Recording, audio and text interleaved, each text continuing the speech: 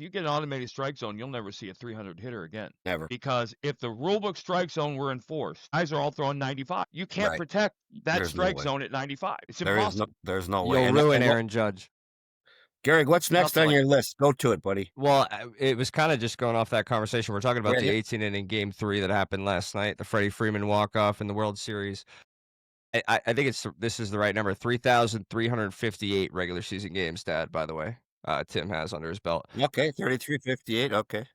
One of the questions I had when we were watching last night, that when my dad brought this interview up, that I was thinking of is, one, what's the longest game you've personally ever been a part of? And two, they were bringing fruit out for these guys in the booth last night. What do you guys get to keep yourself alive?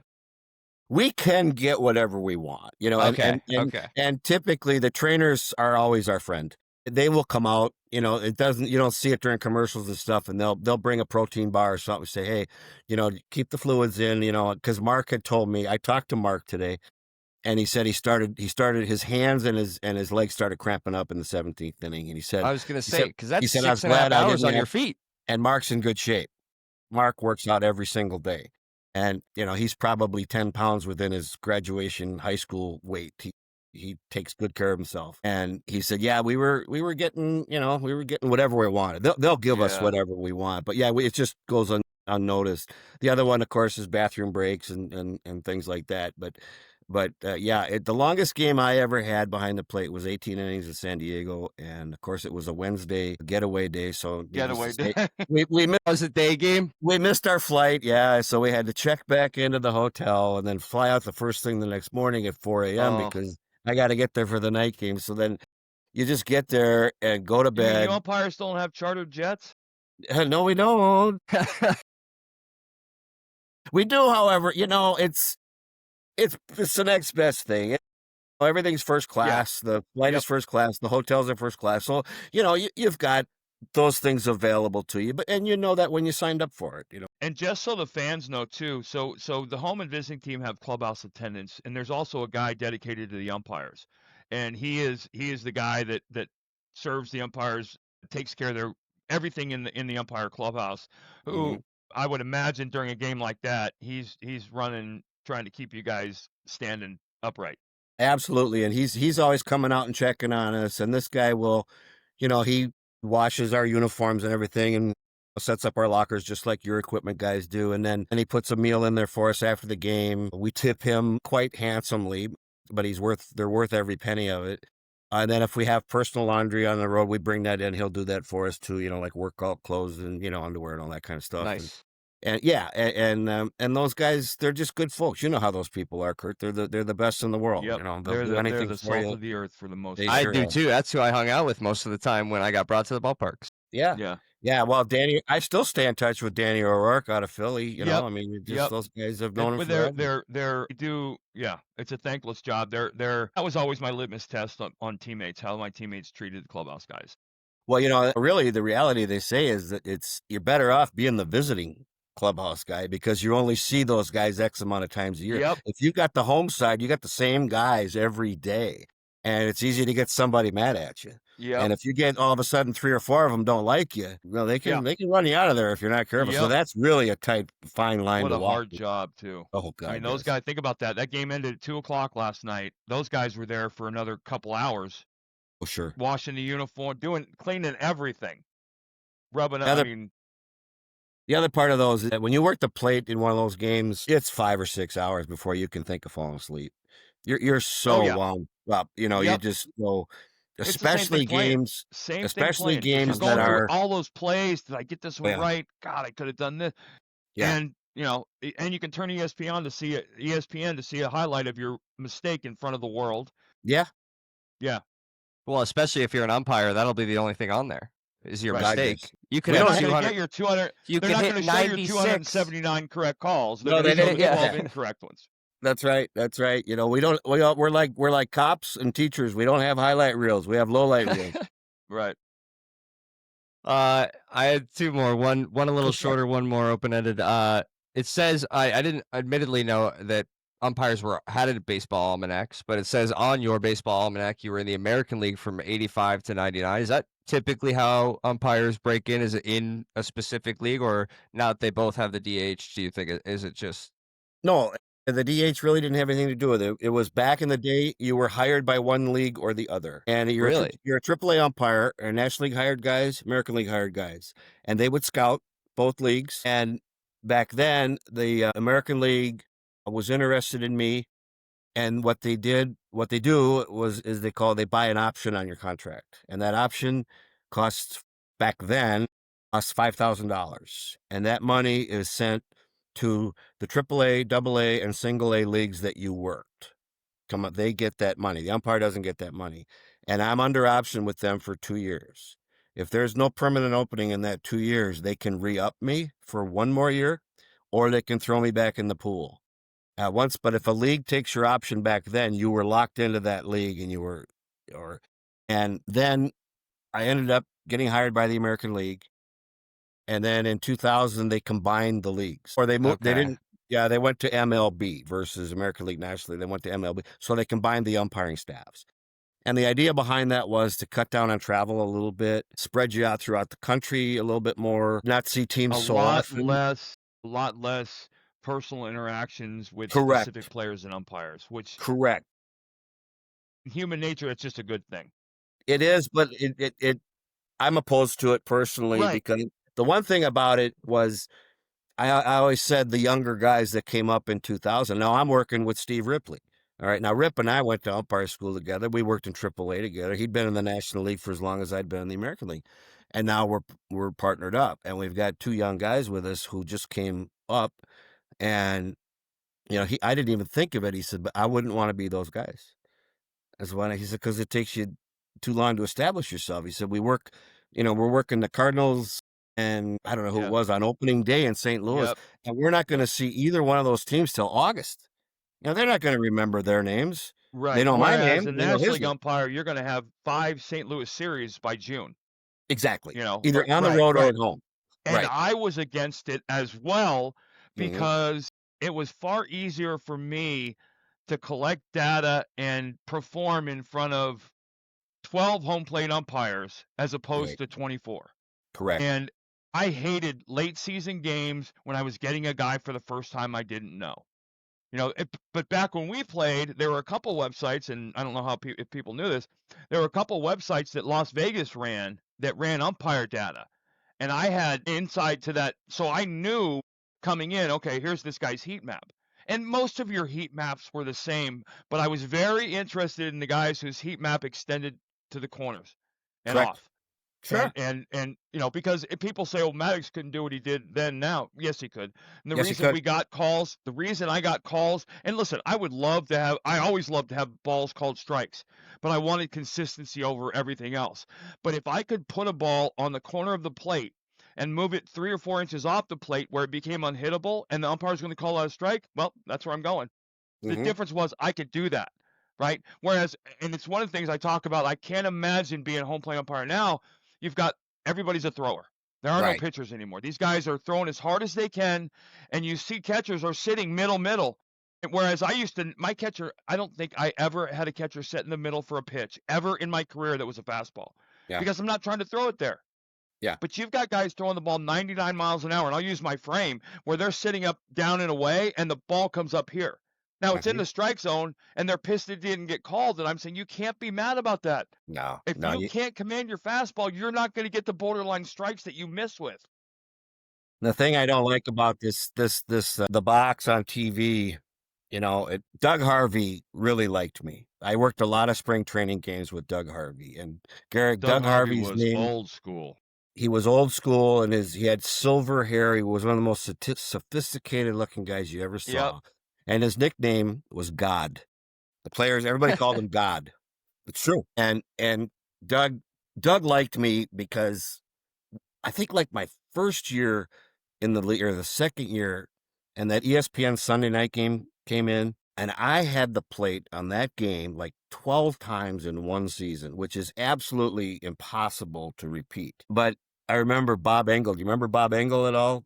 Okay, well, Bob was in Arizona as well as Doug, and so was I. And Bob said, there's a guy looks just like you that works the ESPN Sunday night game every week. He's busting my chops because I'm always the guy. And he goes, man, you do a really good job. And I was like, Bob Engel's saying this to me, I'm trying not to start crying.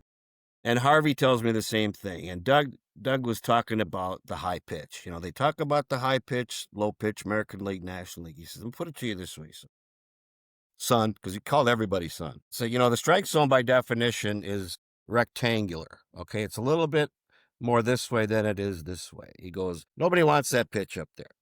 Nobody. So they can define it armpits or, shoulders or anything else. He says, just do this. Just do that. He goes, and if you were having trouble with the high strike, he says, just remember, when they're hitting that ball, he goes, keep it under the elbow. Keep that high pitch under that elbow. He said, if you start calling strikes into the middle or the top hand, they can't hit that ball. They can't hit it. And secondly, and probably more importantly, is if it's a split finger, a curveball, a slider, or a changeup, they don't want it up there. That's a bad pitch, son.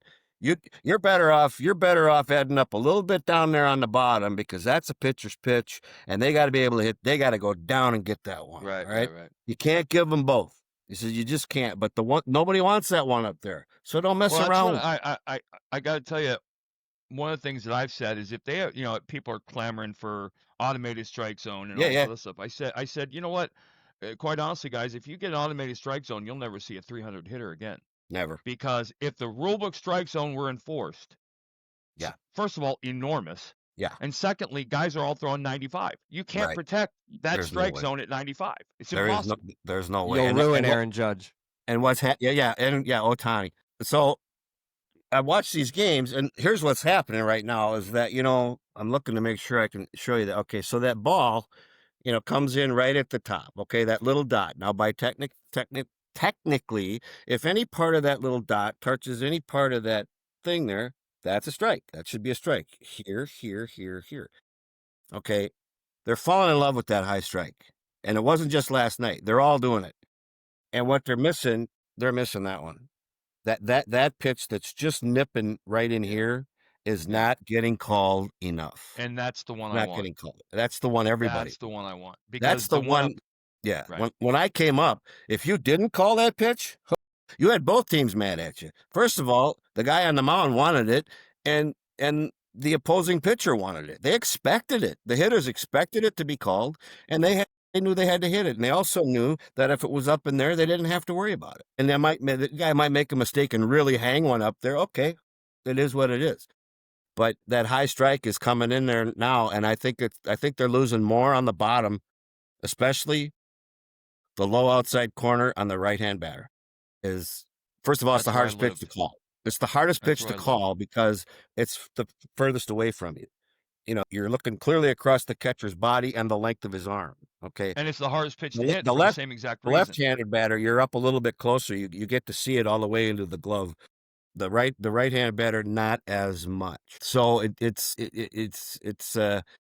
that technology. I don't like it. I don't like that. They got to find a way to get back to that pitch that just brushes the knee because there's more guys. More guys are not calling that pitch. That's where you get outs. That's where you get outs. That's exactly right. That's where you get outs. That's a good transition. My last open-ended question. We've talked about it here and there throughout this is the new stuff that's come into baseball in the last 10, 15 years with we talked about, you said you begrudgingly like the challenge of the strikes coming into the league if it comes from pitcher catcher, I think earlier on. Mm-hmm. Things like the ghost runner or the pitch clock. Is there good and bad things that you like that have happened for baseball the last few years? I like a lot of those changes. The ghost runner thing I've kind of warmed up to during the regular season, mainly because, and I talked about it with Joe Torre when it first happened. I said, this is stupid. I don't like it. He goes, and of course, he's in the office, so he sees more stats and stuff like that than I do. And he goes, I'll tell you what, Timmy, the way they play nowadays, you get into the 12th and 13th innings in a regular season game, and everybody just goes up there trying to hit a home run. They don't play small ball. They don't advance the runner. They don't hit behind the runner, and you're going to be out there all day, and it's going to affect your pitching staff for the next 2 weeks. You eventually have a position player in the game. Pitching. Yeah, exactly. So, okay, I can live with it. And one thing, it has kind of resurrected small ball a little bit, though. I still laugh watching guys try to bunt because I can bunt better than all of them. That's the only thing I could do when I played growing up. They try to hit the ball. No, you're supposed to catch the ball. You pull back on the bat, not forward with the bat. The great sack bunt last night was nothing more than self-defense. He almost got hit. Yeah, exactly. So that one I've kind of warmed up to. This and I'll just spin off, but I'll come back to the other part of that. I wonder what this 18-inning game is going to do the rest of this series, man, because they're dragging. I mean, it's bad enough it happens during the season, but you can call guys up during the regular season. You got to get into the 7th tonight with your starter. You have to. It's going to be interesting to watch. I'm actually looking forward to it. And by the way, I said it last night. I don't know how Ohtani does it because he was playing a 7-hour game last night, and now he's pitching tonight. Like, yeah. I was like an invalid.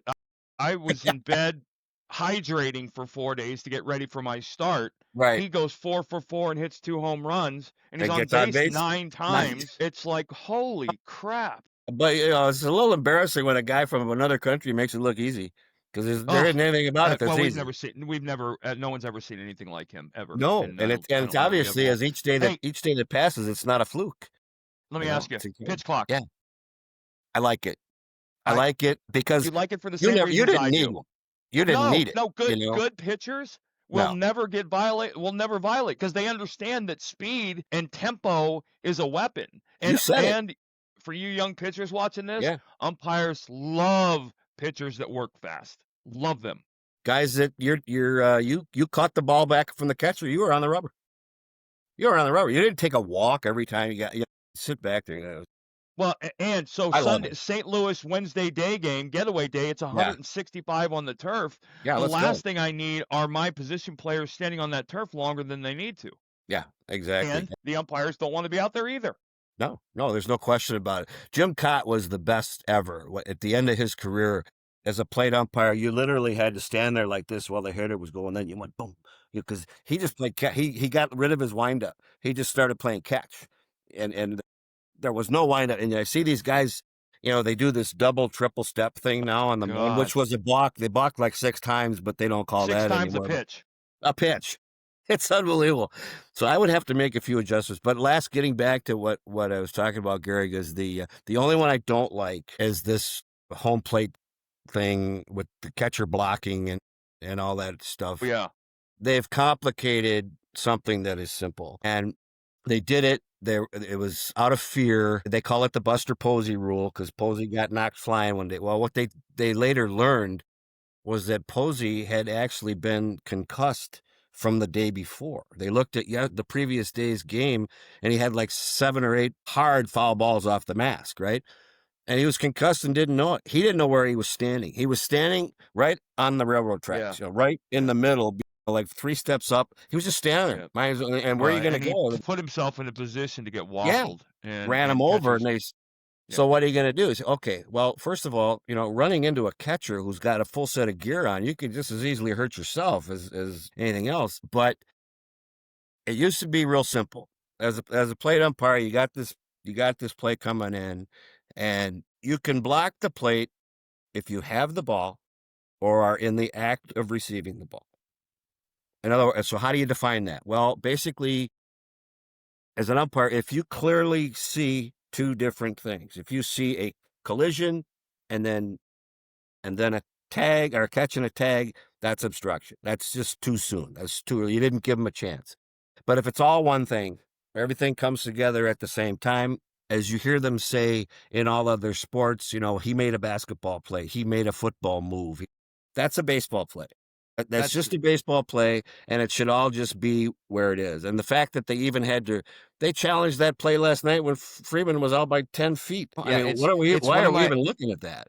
It's one of my favorite conversations about how they should challenge or review challenge. It shouldn't go to New York. It should go to 100 guys in a bar who are drinking and watching football every Sunday, because those are the guys that know.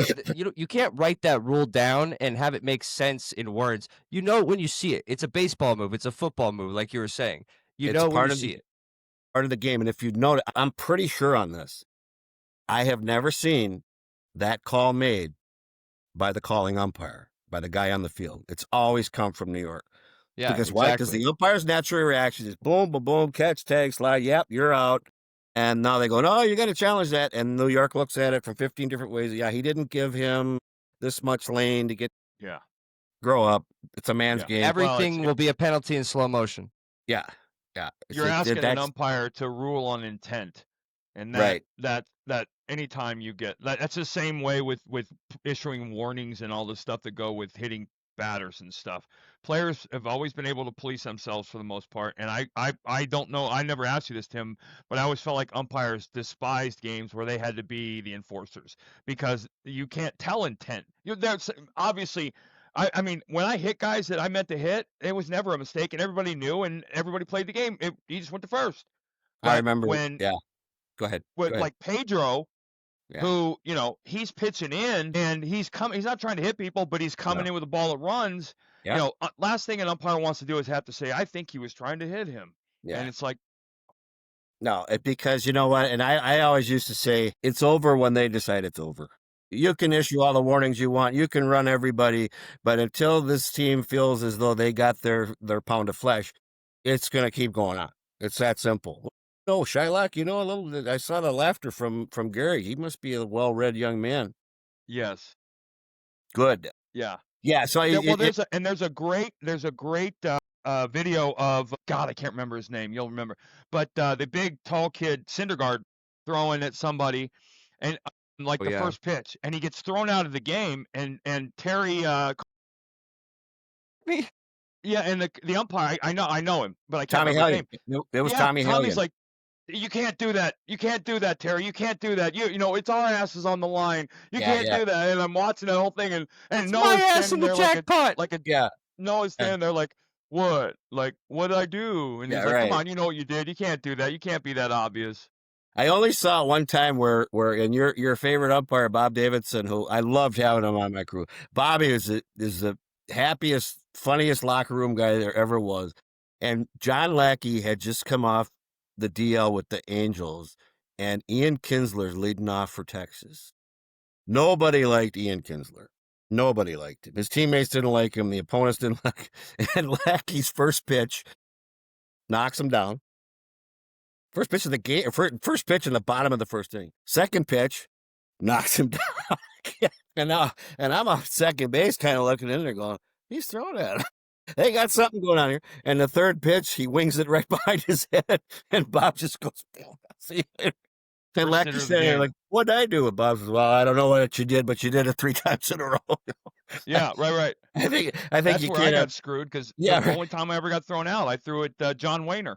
And I missed him the first time in, and the second time I threw it behind him, and I got warned. Yeah. And the third time I hit him, and there was nothing I could do about it. That was my fault. I remember when Frank Pulley retired from the field and became a supervisor, we had a kind of a retreat for the young guys that we hired a bunch of young guys at one time, and so I, along with about 6 other umpires, were out there doing the training and all this and that, and Frank was talking about beanballs, and Frank would, how Frank talked with the big Philly accent and everything. Yeah.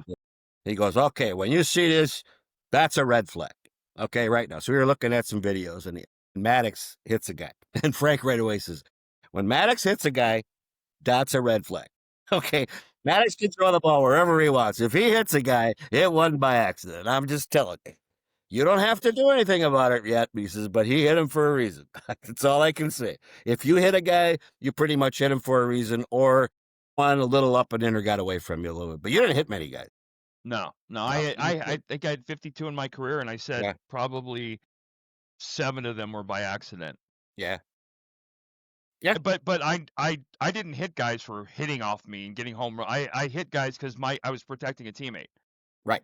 Right. And I never hit through at the head. I always hit, I always wanted the armpit because that was the most painful place in the world. That one stuck with you for about 3 weeks. Usually. But that's how you played the game, right? I mean, that's what you did. You didn't want to jeopardize somebody's career or life or anything like that. It's definitely a lost start. We're definitely going to have Tim on again at some point just to do story time. Right. We'll do that anytime. Yeah. Heck yeah. It's Timmy, always fun talking baseball. I sincerely appreciate your time, my friend. Gary, what else is going on in your life, young man? I'm sure this Me, is. I just had my first baby boy 2 months ago. That's your boy. I've seen him on Facebook. Yeah. Handsome. Yep. Grandpa's over there, big eared. I have 2 daughters, and right now 3 grandsons. And nice. My oldest, her husband graduated from West Point. They live in Durham, New Hampshire. He's no longer active, but they have a son, and my son-in-law is actually of Cuban descent, going back to his grandfather. So my little grandson was Durham, New Hampshire, Tim? No, Durham, North Carolina. North Carolina, okay. Yes, and their little boy, they put him through Spanish immersion school right away. So he's 7 years old now, and he's bilingual. That's so huge. And then my other daughter, my youngest, she has 2 boys, and she's got a third. Will be here probably within the next 2 to 3 weeks. Also, and they already know it's a boy. Awesome, so it'll be 4 boys. And my youngest daughter, Alex, she majored in special ed, and she never taught, but she majored in special ed. And lo and behold, her oldest is Down syndrome. Very, very mild. But you talk about being the right parents. Yeah, I mean, that's not an accident. This kid he's going to be one of those Down syndrome babies that does special things. He's smarter than heck. He's got a memory incredible. He's laughing and smiling all the time. And his little brother is just a caretaker. It's amazing to watch. I can't wait to see what number 3 is like, because it's just it's incredible. That's awesome.